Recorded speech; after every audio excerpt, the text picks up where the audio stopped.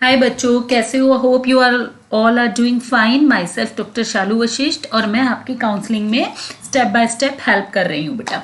So welcome to doctor Shalu classes. तो आज हम बात करेंगे बेटा अपग्रेडेशन कि अपग्रेडेशन कैसे करना है। तो बहुत सारे बच्चों के मेरे पास क्वेरीज आ रही है कि मैम आपने काउंसलिंग का प्रोसेस एक्सप्लेन कर दिया, आपने चॉइस फिलिंग एक्सप्लेन कर दी, तो आप मुझे बताइए अपग्रेडेशन कैसे करना है राउंड 1 के बाद। ठीक है, तो आज हम बात करने वाले हैं बेटा कि स्टेप बाय स्टेप अपग्रेडेशन कैसे करते हैं। ठीक है, तो सबसे पहले तो बेटा जिन बच्चों ने मेरे पिछले वीडियो नहीं देखे हैं कि काउंसलिंग प्रोसेस कैसे करना है या चॉइस फिलिंग कैसे करनी है, प्रेफरेंस लिस्ट कैसे बनानी है, तो वो ये वीडियो ज़रूर देखें क्योंकि ये उनकी काउंसलिंग में बहुत ज़्यादा हेल्प करने वाले हैं। क्योंकि आपने देखा है बहुत सारे पेड चैनल हैं जो ये दावा कर रहे हैं कि आप मुझे अपना नंबर दीजिए, हम आपकी हेल्प करेंगे काउंसलिंग में, जबकि ये जो ज्ञान है ये फ्री में अवेलेबल है। तो क्यों इस चीज़ के पैसे देने? तो मेरे पेरेंट्स से और सबसे रिक्वेस्ट है कि जिस स्टेट से आप बिलोंग करते हो उसकी जो अथॉरिटी है उस वेबसाइट पे जाके आप रूल्स चेक कर लीजिए और एमसीसी की वेबसाइट पे जाके रूल्स चेक कर लीजिए। सब कुछ अवेलेबल है, तो आपको कहीं पर भी 1 रुपए भी देने की ज़रूरत नहीं है। ठीक है, तो हम अपना वीडियो शुरू करते हैं बेटा। अपग्रेडेशन कैसे करें? तो सबसे पहले बेटा आपको समझना पड़ेगा कि अपग्रेडेशन होता क्या है।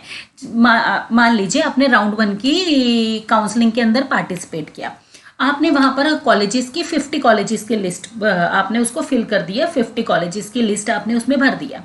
ठीक है, उसके अंदर आपको 35 नंबर का कॉलेज है जो वो अलॉट हो गया। ठीक है, तो आप क्या करोगे बेटा, राउंड 1 में जो अलॉटेड कॉलेज है, ठीक है, राउंड 1 के अंदर जो अलॉटेड कॉलेज है आप वहां पे फिजिकली जाओगे। ठीक है, अपनी फीस, ट्यूशन फीस और अदर फीस जो भी होती है वो वहां पर पे करोगे और वहां पे करने के बाद आप उनको बोलोगे, आपके ओरिजिनल डॉक्यूमेंट भी बेटा वहां पर सबमिट हो जाएंगे। ठीक है, फिर आप उन्हें बोलोगे कि आपको अपग्रेड करना है। ठीक है, तो कॉलेज अथॉरिटी जहां पर आप एडमिशन ले रहे हो तो वहां आप इन्फॉर्म करोगे कि आपको अपग्रेड करना है, वो वहां पर लिख लेंगे या फिर एक फॉर्म आपको देंगे जो कि आपको फिल करना होगा। फिर वो कॉलेज अथॉरिटी एमसीसी को इन्फॉर्म करेंगी कि आप अपग्रेडेशन करना चाहते हैं, तो आपके लिए जो राउंड 2 है वो ओपन कर दिया जाएगा अपग्रेडेशन के लिए। अंडरस्टैंड? दोबारा बताती हूँ, सबसे पहले आप राउंड 1 के अंदर अपनी चॉइस फिलिंग की लिस्ट तैयार करोगे। उस लिस्ट में से आपको कोई भी कॉलेज अलॉट हो गया, मान लो आपने 50 कॉलेज की लिस्ट बनाई, 35 नंबर वाला कॉलेज आपका अलॉट हो गया, बट आप चाहते हो कि आपको जो 1 से 34 वाली जो चॉइस है, आपकी चॉइस तो 1 वाली तो वही है ना बेटा, तो 1 से जो 34 वाली चॉइस है उसमें से कोई एक कॉलेज आपको अलॉट हो जाए। तो इसके लिए आप क्या करोगे, जो कॉलेज आपको अलॉट हुआ है, अलॉटेड कॉलेज, वहां आप फिजिकली जाएंगे, अपने डॉक्यूमेंट और फीस डिपॉजिट करवाएंगे और वहां इन्फॉर्म करेंगे कॉलेज अथॉरिटी को कि आप अपग्रेड करना चाहते हैं। तो वो कॉलेज अथॉरिटी इधर फॉर्म के फॉर्म में या तो आपसे कोई फॉर्म भरवा लेंगी या वो वहां पर लिख देंगी और उनकी रिस्पॉन्सिबिलिटी है, वो एमसीसी को अपडेट करेंगे कि आप कॉलेज अपग्रेड करना चाहते हो। ठीक है, अब क्या होगा बेटा, अब आपके पास 2 ऑप्शन है, या तो आप नई चॉइस फिलिंग तैयार करें या फिर जो पहले वाली एग्जिस्टिंग है आप उसको यूज करें। तो मैं बेटा आपसे ये मेरा जो सजेशन ये है कि जो आप राउंड 1 की चॉइस फिलिंग बनाते हो उसको इतने ध्यान से बनाएं कि कॉलेज की रैंकिंग के अकॉर्डिंग बनाएं, आप वही यूज करें। या फिर अगर आप राउंड 2 में नई चॉइस फिलिंग बना रहे हैं तो कोशिश करें कि जो आप चॉइस फिलिंग बनाए वो आपके पहले वाले कॉलेज से बेटर हो। ठीक है, उनका जो रैंकिंग हो वो पहले वाले कॉलेज से बेटर हो। और वैसे बेटा आप राउंड 1 की ही चॉइस फिलिंग अगर यूज करेंगे लिस्ट तो वो ज्यादा बेहतर रहेगी आपके लिए। अब क्या होगा, अब दोबारा से सॉफ्टवेयर आएगा, वो देखेगा, मान लीजिए कि 10 नंबर के कॉलेज में कोई सीट खाली है आपकी कैटेगरी के अकॉर्डिंग, तो वो आपको 10 नंबर का कॉलेज उसने आपको अलॉट कर दिया। ठीक है, 2 केस है। पहला केस हम डिस्कस कर रहे हैं कि मान लीजिए 35 से ऊपर 10 नंबर की रैंकिंग का कॉलेज आपको अलॉट कर दिया। अब जब वो आपको अलॉट कर दिया जाएगा बेटा, जब आपको वो कॉलेज अलॉट कर दिया जाएगा तो आप क्या करोगे, उस अलॉटेड कॉलेज में जाओगे, वहां पर फीस अपनी डिपॉजिट कराओगे। ठीक है, वहां पर भी सेम फॉर्मेलिटीज करोगे।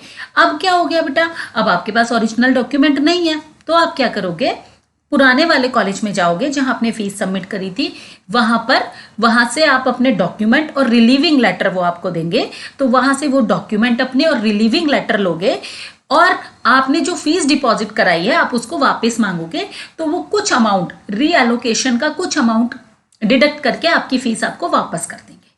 समझ में आया बच्चों क्या करना है, अगर आपको सेकेंड राउंड में आपका कॉलेज अपग्रेड हो गया है तो अपग्रेडेड कॉलेज में जाने से पहले आप पुराने वाले कॉलेज में जाओगे, वहां से ओरिजिनल डॉक्यूमेंट लोगे और वहां से अपनी जो रिलीविंग लेटर है वो आपको एक रिलीविंग लेटर देंगे, वो लोगे और अपना उनको बोलोगे कि मेरी फीस वापस कर दो, तो वो जो रीएलोकेशन का जो एक फीस अमाउंट है वो डिडक्ट करके वो आपको आपकी फीस वापस कर देंगे। फिर आप अपने नए कॉलेज में जाओगे और वहां वो सब अपने ओरिजिनल डॉक्यूमेंट जमा कराओगे और फीस दोगे, ये करोगे। दूसरा केस बच्चों, दूसरा केस मान लो आपको पुराना वाला, आपको भाई अपग्रेडेशन के अंदर आपको जो कॉलेजेस है उसमें सीट नहीं है तो आपको जो सेम कॉलेज है वो अलॉट हो जाएगा, ठीक है। तो इसमें कुछ है ही नहीं, दूसरे केस में सेम कॉलेज अलॉट हो जाएगा, वहां पर आपने सब कुछ फॉर्मेलिटीज करी रखी है, आप जाके वहां ज्वाइन कर लोगे, ठीक है। अब आपको बेटा कुछ बातों का ध्यान रखना है। राउंड 2 के अंदर अपग्रेडेड कॉलेज में अगर आपने जाके एडमिशन ले लिया है तो आप मॉपअप राउंड, स्ट्रे राउंड में अपग्रेडेशन नहीं कर पाओगे। अपग्रेडेशन का जो ऑप्शन है वो आपको राउंड 2 में ही मिलेगा, ठीक है। सेकेंड चीज, जब आप अपने कॉलेज में जाके फीस जमा करा देते हो बेटा, तो वहां पर ओरिजिनल डॉक्यूमेंट जमा करा देते हो बेटा, अब आपको स्टेट काउंसलिंग में पार्टिसिपेट करना है तो कैसे करोगे, तो आपको जब वो जो कॉलेज है वो आपको एक बोनाफाइड लेटर देगा। जिस कॉलेज में जाके आपने अपना एडमिशन प्रोसेस कंप्लीट किया है राउंड 1 वाला, वो आपको एक बोनाफाइड लेटर देगा। उस बोनाफाइड लेटर के बेसिस पर आप फर्दर काउंसलिंग में, स्टेट काउंसलिंग में पार्टिसिपेट कर सकते हो, ठीक है। तीसरी चीज आपको ध्यान रखनी है बेटा, जो आपने फीस डिपॉजिट कराई है पहले वाले कॉलेज में वो आपको एकदम से वापस नहीं मिलेगी, उनकी प्रोसेसिंग में टाइम लगेगा, 1 वीक से लेके 1 मंथ तक का टाइम लग सकता है। तो जो दूसरा कॉलेज में आप एडमिशन कराने जाओगे तो उसकी फीस आपको तैयार रखनी है पहले से। आप ये मत सोचना कि पहले कॉलेज से फीस लेंगे और दूसरे में डिपॉजिट कर देंगे, ऐसा नहीं होगा बच्चों, उसके अंदर टाइम लगेगा 1 वीक से लेके 1 मंथ तक का। तो इन कुछ चीजों का आपको ध्यान रखना है। आई होप आपको अपग्रेडेशन का प्रोसेस समझ में आ गया होगा। ब्रीफ कर देती हूँ। राउंड 1 में जो कॉलेज अलॉट हुआ है वहां पर आप जाओगे, वहां पर जाके अपनी फॉर्मेलिटीज पूरी करोगे, फीस डिपॉजिट कराओगे, ओरिजिनल डॉक्यूमेंट डिपॉजिट कराओगे, बोलोगे अपग्रेड कर रहा है, एमसीसी को वो लोग इन्फॉर्म करेंगे। राउंड 2 के अंदर आप पार्टिसिपेट करोगे। चॉइस फिलिंग आपकी मर्जी है, पहले वाली यूज करनी है या दूसरी तैयार करनी है। मेरा सजेशन है पहले वाली यूज करो। अगर आपका कॉलेज राउंड 2 में अपग्रेड हो जाता है तो जो पहले वाला कॉलेज जहां आपने एडमिशन लिया है वहां जाके अपने डॉक्यूमेंट्स और अपनी फीस वापस लोगे, नए कॉलेज में आओगे, वहां डिपॉजिट कराओगे। तो सिंपल प्रोसेस है बेटा। तो ये प्रोसेस है बेटा फुल अपग्रेडेशन का, ठीक है। आई होप आपको समझ में आ गया होगा। तो आप काउंसलिंग से जुड़ी अपडेट के लिए आप मेरे साथ जुड़े रहिए, मेरे चैनल को ज्वाइन करके रखिए, तो मैं आपको स्टेप बाय स्टेप बताती रहूंगी कि कौन सा प्रोसेस कैसे करना है। ओके बच्चों, thank you, tata, bye bye. I hope you all are doing good. Choice filling अच्छे से करना, डिजायर्ड कॉलेज आपको मिले, सो ऑल द बेस्ट।